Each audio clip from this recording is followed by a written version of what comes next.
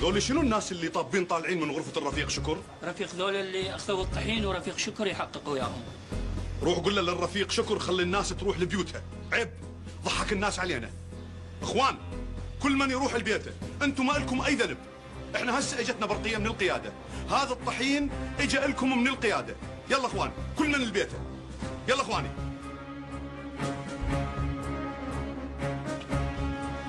رفيقي دز لي على الرفيق شكر بسرعة.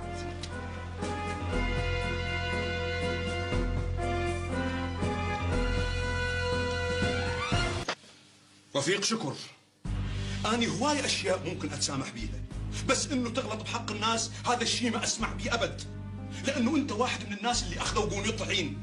رفيقي أنا غلطت، ساعة عصبية وصارت. رفيق شكر، إحنا الحزب ما يصير نغلط. روح هسه لبيتكم، روح ارتاح. صار رفيقي. رفيق شكر، ابعث لي واحد يجيب لي عبد الحميد بسرعة. تؤمر. الله وياك.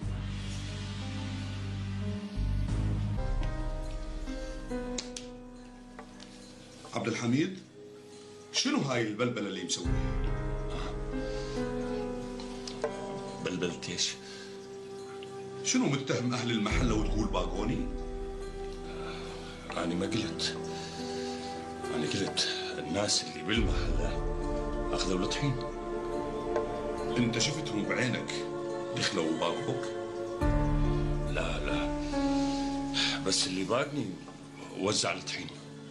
عبد الحميد، أنت تعقلها واحد يبوق الطحين ويوزع للناس ومجانا؟ هو هذا اللي محيرني. بعد منو اللي باقني؟ اللي باقك راح باع الطحين، وهذا الطحين اللي يتوزع للناس مو طحينك. لا طحين من؟ مو من حقك تسأل. عبد الحميد، لا تتوقع أي شيء يتوزع مجانا وإحنا ما نعرف به. أنت غلطت يا عبد الحميد. أنا آسف وأعتذر.